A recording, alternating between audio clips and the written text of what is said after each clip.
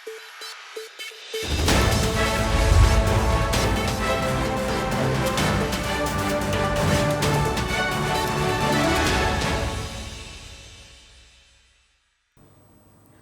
Welcome to the point. నేను భాగ్యశ్రీ. పాకిస్తాన్కు అనుకూలంగా మాట్లాడితే అక్కడికే వెళ్ళిపోండి అన్నారు AP deputy CM Pawan Kalyan. మత ప్రాతిపదికన 20 మందిని చంపిన పాకిస్తాన్కు అనుకూలంగా మాట్లాడడం సరికాదన్నారు. అలా మాట్లాడాలని ఎవరైనా అనుకుంటే ఆ దేశానికే వెళ్ళిపోవాలన్నారు పవన్ కళ్యాణ్. ఇదే అంశానికి సంబంధించి విశ్లేషణ అందించడానికి పొలిటికల్ అనలిస్ట్ వివిరావు గారు ఉన్నారు. వివిరావు గారు నమస్తే అండి. నమస్తే అండి. వివీరావు గారికి ముఖ్యంగా ఏదైతే ఉగ్రదాడి, కాశ్మీర్లో ఉగ్రదాడిని ఉద్దేశించి నిన్న పవన్ కళ్యాణ్ ప్రసంగించడం జరిగింది. ఏదైతే మత ప్రాతిపదికన 26 మందిని చంపిన పాకిస్తాన్కు అనుకూలంగా మాట్లాడడం సరికాదు, ఒకవేళ అలా ఎవరైనా మాట్లాడాలనుకునే వాళ్ళు ఆ దేశానికే వెళ్ళిపోవాలంటూ కూడా హెచ్చరించిన పరిస్థితి కనిపిస్తుంది. అంటే దీన్ని ఏ విధంగా చూడొచ్చుంటారు? ఖచ్చితంగా ఈరోజు పవన్ కళ్యాణ్ గారు చెప్పింది దానికి మనం ముఖ్యంగా చూస్తే అలా మాట్లాడే వాళ్ళు పాకిస్తాన్ పోవడంలో అర్థం ఉంది, కానీ ఉపమానడంలో అర్థం ఉంది. కానీ ఇవాళ ఈ దేశంలో బహుశా ఎవరు కూడా ఆ వాదనలో లేరు. ఈవెన్ కరడుగట్టిన ముస్లిం వాదులు కూడా ఈరోజు పాకిస్తాన్ సపోర్ట్ చేయడం లేదు. ముస్లిం వాదన వేరు, పాకిస్తాన్ వేరు అనేటువంటి ఒక వాదననే వినిపిస్తున్నారు. ఈ రోజు ఖచ్చితంగా పవన్ కళ్యాణ్ గారు చెప్పిన దాంట్లో లాజిక్, ఈరోజు బీజేపీ మీద చాలా విమర్శలు వస్తున్నాయి, బీజేపీ కూటమి మీద కూడా విమర్శలు వస్తున్నాయి. బీజేపీ ఏదైతే స్టాండ్ తీసుకుందో, ఏదైతే ఈ టూరిస్టుల యొక్క సెక్యూరిటీ భద్రత మీద వాళ్ళు తీసుకున్నటువంటి స్టాండ్ విషయంలో చాలా వాళ్ళ మీద విమర్శలు వస్తున్నాయి. ఆ విమర్శలకు సమాధానం చెప్పలేక ఈరోజు పాకిస్తాన్ వెళ్ళిపోమని చెప్పడం భావ్యం కాదు. ఖచ్చితంగా ఈరోజు ఎన్నుకోబడిన మోడీ ప్రభుత్వాన్ని ఎన్నుకున్నది దేశస్తులే, ఈ దేశంలో ఉన్నటువంటి పౌరులే.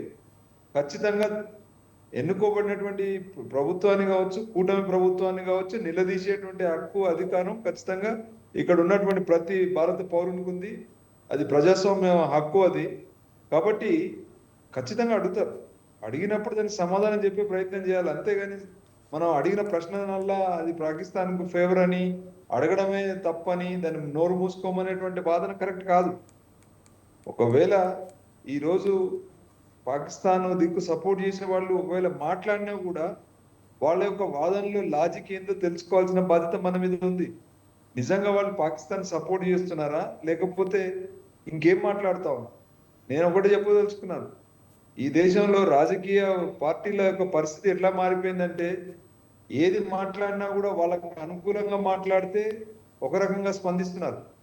వాళ్ళని ప్రశ్నించేది ఎవరైనా మొదలు పెడితే వాళ్ళని నానా రకాలుగా వాళ్ళను ఇబ్బంది పెట్టే ప్రయత్నం చేస్తా ఉన్నారు. దాంట్లో భాగంగా పవన్ కళ్యాణ్ గారు ఈరోజు ఈ వాదన చేస్తున్నారని నేను అనుకుంటున్నాను. ఎందుకంటే ఖచ్చితంగా ఇవాళ ప్రశ్నించే తత్వాన్ని నోరు మూయించినటువంటి ప్రభుత్వాలు ఇవి. ఇవాళ సమాచార హక్కు చట్టాన్ని కంప్లీట్ గా తప్పుదోవ పట్టించి దాన్ని నిర్వీర్యం చేశారు. లోక్పాల్ అనేటువంటి ఒక గొప్ప చట్టానికి నిర్వీర్యం చేసినటువంటి ఈ ప్రభుత్వాలు, పూర్తిగా మీడియా సెన్సేషన్లనే బతుకుతున్నటువంటి ఈ ప్రభుత్వాలు ఈరోజు సమాధానం చెప్పాలా?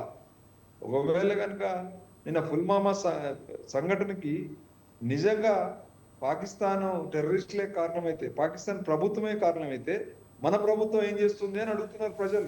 మన ప్రభుత్వం సెక్యూరిటీ విషయంలో అయితే ల్యాబ్స్ ఎందుకుంది అని అడుగుతున్నారు. ఈరోజు ఇన్ని రోజులైనా కూడా అసలు దొంగలు ఎవరు దొరకబట్టలేని పరిస్థితిలో అంత గాఢ నిద్రలో ఎందుకుంది మన యంత్రాంగము, మన ఇంటెలిజెన్స్, మన యొక్క ఆర్మీ ఏం చేస్తుంది అని అడుగుతా ఉన్నారు. దానికి మీరు తప్పుదోవ పట్టించే విధంగా పాకిస్తాన్ బొమ్మని చెప్పడానికి మీకేం అధికారం ఉంది? బొమ్మని చెప్పడానికి యాజ్ ఎ రాజకీయ నాయకునిగా మీకేం అధికారం ఉంది? మీరు చెప్పాల్సింది ఏంటంటే, అలాంటి వాదనలు ఏదైనా తప్పు వాదన మాట్లాడితే మీకు అధికారం మీరు చేయలేదు, వాళ్ళు అరెస్ట్ చేయండి. అంతేగాని పాకిస్తాన్ బొమ్మనండి, ఇది బొమ్మంటే ఇది మతతత్వవాదాన్ని పెంచి పోషించి రాజకీయాలు లబ్ధి పొందే ప్రయత్నం తప్పితే ఇందులో ఏమీ లాజిక్ లేదని నేను అనుకుంటున్నాను. కాబట్టి ఇలాంటి వాదనలను మానుకొని ఈరోజు ఈ దుస్థితికి, ఇవాళ టెర్రరిస్టుల అటాక్ అనేది ఈ దేశ భద్రతకి సంబంధించినటువంటి విషయం. ఈ దేశ భద్రతలో లోపాలకు సంబంధించిన విషయం. ఆ లోపాలు కారణాలు అన్వేషించడంలో ప్రజలు కానీ, పౌరులు కానీ, ఈ దేశంలో ఉన్న ప్రతి ఒక్క పౌరునికి హక్కు ఉంది. ఆ లోపాలను అడిగే హక్కు ఉంది. అడిగినప్పుడు మీ పాకిస్తాన్ పొమ్మనేటువంటి వాదన కరెక్ట్ కాదని నేను చెప్పదలుచుకున్నాను. ఎవరు ఇక్కడ కూర్చొని అలా ఇండియాలో టెర్రరిస్టులు లేదా పాకిస్తాన్ వాళ్ళు చేసింది కరెక్ట్ అని ఎవడు అంత బుద్ధి తక్కువ మనుషులు ఎవడు లేడని నేను అనుకుంటున్నాను. ఎందుకంటే ప్రతి ఒక్కరు తెలుసు టెర్రరిజం యొక్క విషయాలు తెలుసు, పాకిస్తాన్ వాళ్ళు తీసుకున్న స్టాండ్ తెలుసు. కానీ వాళ్ళ వాళ్ళని ఏదో సమర్థిస్తున్నారు గాను అదే సమయంలో వాళ్ళు ఎంతైతే బాధ్యులో ప్రస్తుతం కూడా ప్రభుత్వం కూడా తమ యొక్క సెక్యూరిటీ వైఫల్యాలు, తమ యొక్క ఆర్మీ ద్వారా వాళ్ళు తీసుకోవాల్సినటువంటి జాగ్రత్తల విషయంలో కూడా అంతే బాధ్యులు అని ప్రశ్నించడంలో తప్పేంటి అని నేను అడుగుతా ఉన్నాను. ఈ దేశం పౌరులు ప్రతి ఒక్కరికి హక్కు ఉంది. మీరు సమాధానం చెప్పాల్సినటువంటి బాధ్యత కూటమిలో ఉన్నటువంటి మీలాంటి నాయకులకు కూడా ఉంది. అది అర్థం చేసుకోవాలి. వివి రావర్క ఉగ్రవాదం హింసపై అందరూ ఒకేలా స్పందించాలి, ఈ కాశ్మీర్ అనేది భారత్లో ఒక భాగమే అని చెప్తున్నారు. మరి ఇది ఎంతవరకు వాస్తవం అంటారు? హిందూ మత సామరస్యాన్ని, మతం విద్వేషాన్ని రెచ్చగొట్టే విధంగా మాట్లాడారు అని అంటున్నారు. అది వాస్తవం అంటారా? ఈ రోజు ఇండియాలోనే కాదండి, ఇప్పుడు ఆ రోజు అమెరికా మీద జరిగిన దాడి టెర్రరిజం కాదా? ఈ మొత్తం ఏషియన్ కంట్రీస్ లో, ముస్లిం కంట్రీస్లలో జరుగుతున్నటువంటి ఈ దాడులన్నీ టెర్రరిజం కాదా? టెర్రరిజం అంటే ఏంటి? మొత్తం ప్రపంచవ్యాప్తంగా ఉన్నటువంటి ఈ ఎన్నుకోబడినటువంటి ప్రభుత్వాలు ప్రజలకు లేదా ఇలాంటి దేశాలకు ఏదైతే టెర్రరిజం అక్కడ సప్లై చేస్తున్నటువంటి ఆయుధాలు ఎవరండి? ఎవరు చేస్తున్నారు ఈ ఆయుధాలన్నీ? ఇవాళ అమెరికా ఒక పక్కన ఇండియాకు ఆయుధాలు అమ్ముకుంటుంది, పాకిస్తాన్కి ఆయుధాలు అమ్ముకుంటుంది. ఎందుకు అలా? వాళ్ళ స్వార్థ ప్రయోజనాలకు చేస్తున్నారు. వాళ్ళు చేస్తున్నప్పుడు ఇలాంటి విషయాల మీద మాట్లాడే దమ్ము ధైర్యం ఉందా ప్రభుత్వాలకి? ఇది మాట్లాడారు. ఎంతసేపు అక్కడ ఉన్నటువంటి ఈ తప్పుదోవ పట్టించే వాదనలకే వాళ్ళు పరిమితమవుతున్న పరిస్థితి మనకు కనబడుతుంది కదా. ఎందుకు ఈ దేశ పౌరులకి మనకు ఈ అన్ని విషయాల మీద ప్రభుత్వాలను అడిగే అధికారం మనకు లేదా? ఎవరు కోరుకుంటారండి? మన సొంత కుటుంబంలో అన్న తమ్ముడే ఈ రోజు టెర్రరిస్టుల చేలో చచ్చిపోతుంటే పాకిస్తాన్ సపోర్ట్ చేసే దుర్మార్గులు ఎవడున్నాడు చెప్పండి ఈ దేశంలో? అవసరమా? మనకు అవసరం లేదు. కానీ ల్యాబ్సెస్ రకాల మూలాలు మనం అన్వేషించే ప్రయత్నంలో భాగంగా ఇవాళ టెర్రరిజం అనేది ఓన్లీ ముస్లిం మనతత్వానికి కాదండి. టెర్రరిజం అనేది అన్ని మతాల్లో, అన్నింటిలో టెర్రరిజం ఉంది. కాకపోతే ముస్లింస్ పేరు మీద ఎక్కువ జరుగుతుండొచ్చు. ఎందుకంటే ఆ మత పరమైనటువంటి దాంట్లో ఉన్నటువంటి కొన్ని అక్కడ ఉన్నటువంటి వాళ్ళ మత దేశాలకు సంబంధించినటువంటి బీదరికం కావచ్చు, ఆ దేశాలకు సంబంధించినటువంటి వాళ్ళు తీసుకున్నటువంటి విధానాలు కావచ్చు, వాటి మూలాన వాటిని అడ్డం పెట్టుకొని ఎక్స్ప్లాయిట్ చేస్తున్నటువంటి బడా దేశాల పరిస్థితి ఏంటి? ఇలా అమెరికా లాంటి దేశాలు ఇలా వాళ్ళ మనుగడ కోసం, వాళ్ళ యొక్క ప్రోడక్ట్ సేల్ చేసుకోవడం కోసం వాళ్ళు చేస్తున్నటువంటి పని ఏంటి? దాన్ని అడిగే దమ్ము ధైర్యం ఉందా? లేదు కదా.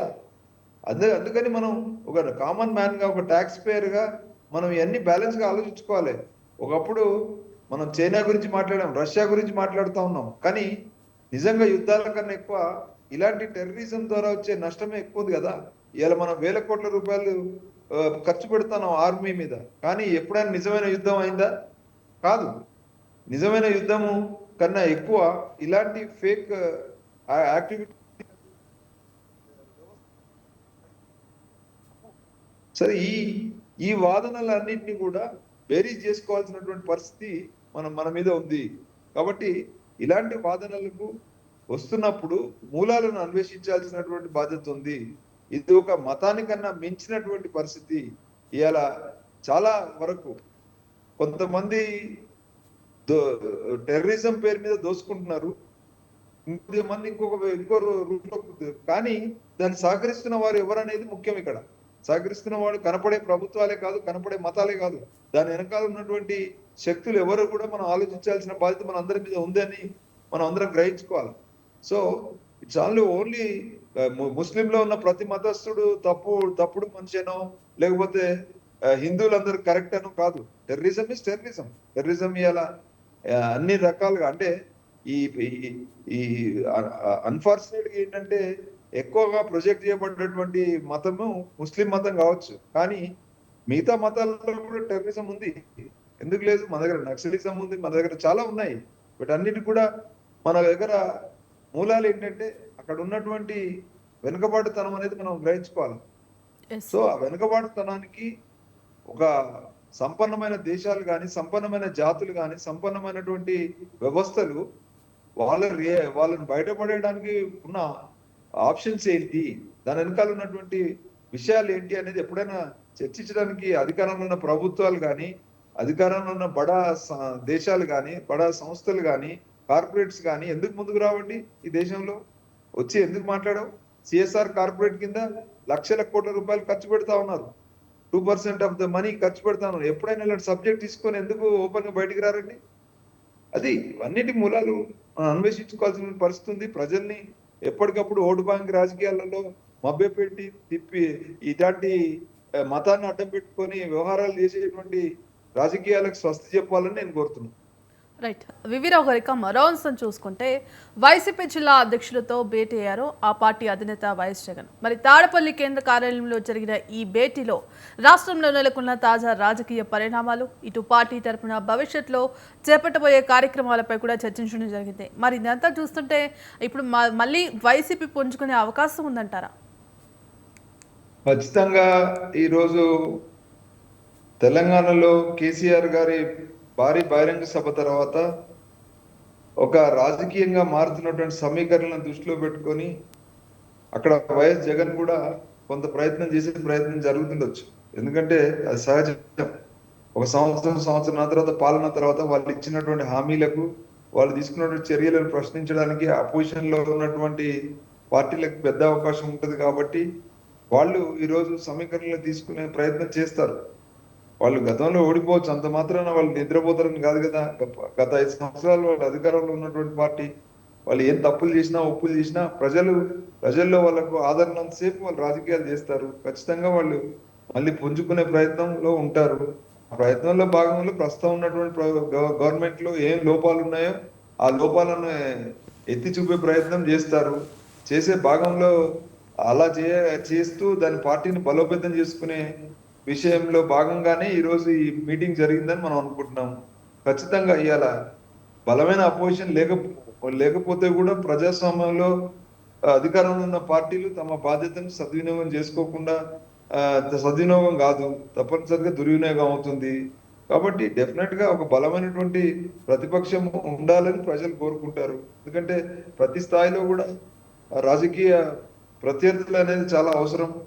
ఎందుకంటే ప్రజలు తమ యొక్క పాలనలో భాగంగా ఖచ్చితంగా ఒక గ్రామ స్థాయి నుండి ఒక జిల్లా స్థాయి నుండి ఒక రాష్ట్ర స్థాయి వరకు కూడా ఈరోజు వాదన ప్రతివాదనలు ఒక అక్కడ జరుగుతున్న సమస్యల మీద అన్ని కోణాల్లో అన్వేషించాల్సినటువంటి బాధ్యత ముందుగా రాజకీయ పార్టీలకు ఉంటుంది. కాబట్టి వాళ్ళు ఖచ్చితంగా ఈరోజు ఆ ప్రయత్నం చేయాలి. వాళ్ళు ఒక బలమైనటువంటి అపోజిషన్ గా మళ్ళీ ముందుకు రావాల్సినటువంటి బాధ్యత వాళ్ళ మీద ఉన్నది. కాబట్టి వాళ్ళ ప్రయత్నం చేస్తున్నా నేను అనుకుంటున్నాను.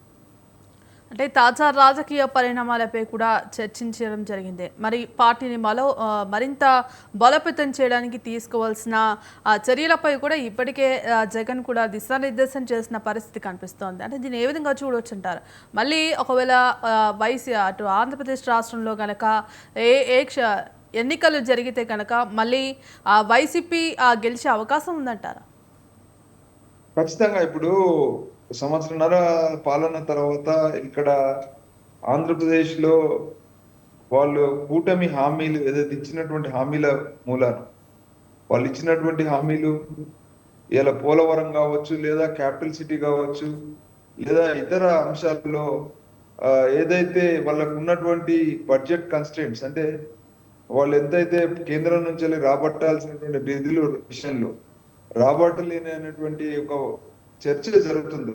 ఏదైతే గత కొన్ని సంవత్సరాలుగా సపరేషన్, ఆంధ్ర తెలంగాణ సపరేషన్ తర్వాత వెనుకబడిపోయినటువంటి ఆంధ్ర రాష్ట్ర అభివృద్ధి, ఆ అభివృద్ధికి కావాల్సినటువంటి నీళ్లు, క్యాపిటల్ సిటీ, మరి ఈరోజు అక్కడ రొయ్యల విషయంలో కావచ్చు, రొయ్యల పెంపకంలో వాళ్ళ గిట్టుబాటు ధరల విషయం కావచ్చు, చాలా సమస్యలు ఈరోజు ఎదుర్కొంటున్నటువంటి సమస్యలకి ఈరోజు బలమైనటువంటి ఒక అపోజిషన్ అవసరం అనేటువంటి ఒక భావన ప్రజల్లో కూడా ఉండొచ్చు. ప్రజలతో పాటు అక్కడ ప్రతి స్థాయిలో కూడా ఒక ధీటైనటువంటి నాయకత్వం ఉన్నప్పుడే ప్రజలకు న్యాయం జరుగుతుంది అనేటువంటి భావన ప్రజల్లో కూడా వచ్చి ఉండొచ్చు సంవత్సరాల తర్వాత. దాని మూలంగా ఈరోజు ఈ ప్రయత్నం కూడా చేయొచ్చని మనం అనుకుంటున్నాం. ఎస్ వివిరావు గారు, ఇక మరో అంశం చూసుకుంటే సీనియర్ ఐపీఎస్ అధికారి పిఎస్ఆర్ ఆంజనేయులకు మరో షాక్ తగిలింది. ఆయనపై మరో కేసు కూడా నమోదు చేశారు ఏపీ పోలీసులు. ఏపీపీఎస్సీ గ్రూప్ 1 ప్రధాన పరీక్ష జవాబు పత్రాల మూల్యాంకనంలో అవకతవకలు, నిధుల దుర్వినియోగంపై కూడా ఫిర్యాదు రావడంతో ఆయనపై ఏపీ పోలీసులు మరో కేసు కూడా నమోదు చేసినట్టుగా తెలుస్తోంది. అంటే దీన్ని ఏ విధంగా చూడొచ్చుంటారు? ఈరోజు ఐఏఎస్లు ఐపీఎస్లు పూర్తిగా జవాబుదారీతనాన్ని మర్చిపోయినటువంటి పరిస్థితి.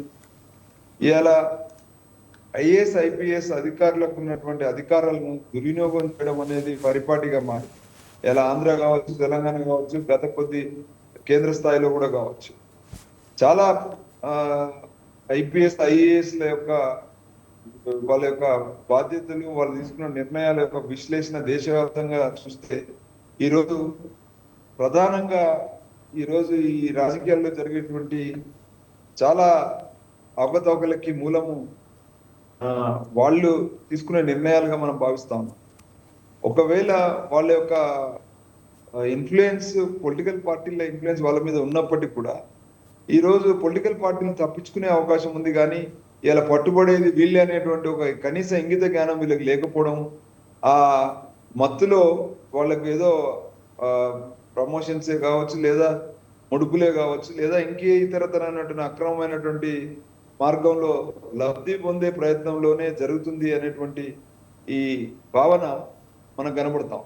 నిన్న మనం చూసాము ఆ తెలంగాణలో కూడా హెచ్సియు భూముల విషయంలో మొత్తం యావత్ దేశంలో ఉన్నటువంటి ఐఎఫ్ఎస్ ఐఏఎస్ మొత్తం అధికారులందరూ కూడా ఏకదాటి మీదకి వచ్చి వాళ్ళు ఈ నిర్ణయాన్ని వ్యతిరేకించినటువంటి పరిస్థితి. అంటే ఇవాళ దేశవ్యాప్తంగా ఒక చర్చ జరుగుతూ ఉంది. ఏంటంటే ఇవాళ తెలంగాణలో ఫోన్ ట్యాంపరింగ్ కేసు కావచ్చు, లేదా ఇప్పుడు ఏదైతే ఈ సీతారామాంజనేయులు తీసుకున్నటువంటి కొన్ని నిర్ణయాలు, ముఖ్యంగా బాంబే బేస్డ్ యాక్టర్ మీద వాళ్ళు చేసినటువంటి ఆగడాలు కావచ్చు, ఇవంతా కూడా రాజకీయ నాయకులు ఈ వ్యవహారాలు నడపడానికి, వాళ్ళ యొక్క ఓటు బ్యాంక్ రాజకీయాల్లో దుర్మార్గాలు ఒడిగట్టడానికి మూలము ఐఏఎస్ ఐపీఎస్ అధికారులు వాళ్లకు ఈల్డ్ అవడము, వాళ్ళ యొక్క స్వార్థ ప్రయోజనాలకు భుజం కలిపి పనిచేయడం వల్లనే ఈ జరుగుతుంది అనేది మన అందరికి తెలిసినటువంటి విషయం.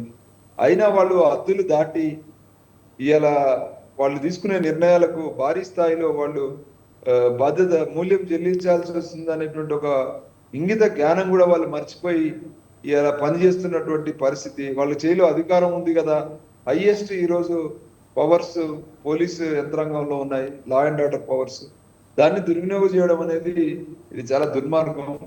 ఇలా కింది స్థాయి అధికారి కాదు, హైయెస్ట్ ఐపీఎస్ అధికారి కూడా స్థాయి అధికారులు వీళ్ళు పూర్తిగా చట్టాన్ని తమ చేతిలో తీసుకొని పనిచేయడం అనేది ఇలా దివాళకోరు రాజకీయాలకే కాదు, ఇలా మొత్తం వ్యవస్థ యంత్రాంగాన్ని ఈరోజు అపనమ్మకంలోకి నెట్టేయడమే కాకుండా ప్రజా ప్రయోజనం పక్కన పెట్టి ఇవాళ దొంగలకు, తర్వాత అక్రమార్జన పరులకు, ఇవాళ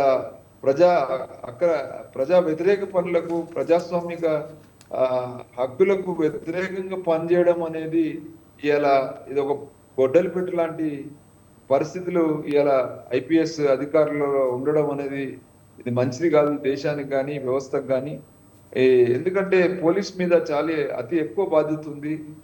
ఈ పోలీసులు వాళ్ళకు ఒక కీలకమైనటువంటి నిర్ణయాలు, ఒక తప్పును ఉప్పును తప్పు అని నిర్ణయించేటువంటి విషయంలో వాళ్ళ ఇంటెగ్రిటీ, వాళ్ళకు ఉన్నటువంటి బాధ్యత, వాళ్ళకు ఉన్నటువంటి ఒక మానసిక స్థితి, వాళ్ళకు ఉండాల్సినటువంటి ఒక సద్భావన అనేది చాలా ముఖ్యం.